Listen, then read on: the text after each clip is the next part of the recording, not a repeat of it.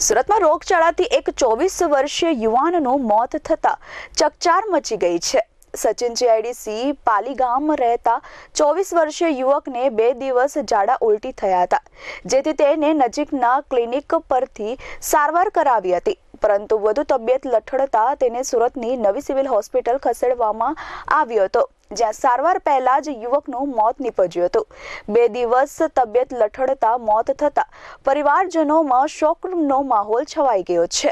હાલ સચિન જીઆઈડીસી પોલીસે ગુનો नोंधी વધુ તપાસ હાથ ધરી છે। मेरा नाम राहुल कुमार।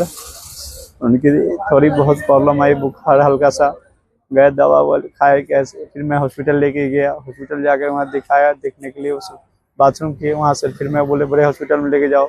बड़ा हॉस्पिटल लेकर मैं फ्रैक्चर एम्स में आया। यहाँ पे डॉक्टर चेक किए, डॉक्टर चेक करके बोले खत्म है। भाई का नाम क्या है, कितनी उम्र है, क्या? भाई का नाम मेरा पुरुषोत्तम कुमार सिंह है। उनका उम्र 24 साल होगा। बड़ी बीमारी सर, ऐसा कुछ बीमारी नहीं थी ऐसे समय ना, हल्का और यंग लड़का था, बिल्कुल 24-25 साल के, देख ही रहे हैं सामने कैसा लड़का है, ऐसा तो कुछ ही नहीं था। उनको सर एक उनको टेंशन हमें हो गया, एक गाड़ी 2 व्हीलर फाइनेंस करवाए थे गाड़ी, वो उनको गाड़ी वाले है ना बार बार उनको टॉर्चर करते थे, फोन करते थे। अभी थोड़ा लड़का ये करता था, वो टॉर्चर करके फोन पर अंड संड बोलना, ये करना, बोलचाल होता रहता था।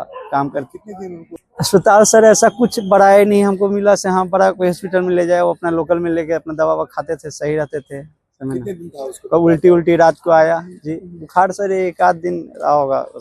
उल्टी आया, हमें उसको पानी उनी पिलाया, उसको सर पे तेल डलवाए, डलवा के हम कहे सो जाओ, आराम करो। क्या करता था? काम अपना बिल्डिंग का काम है सर, वो अपने साथ में ही रहते थे वो। ब्यूरो रिपोर्ट H24 न्यूज़ सूरत।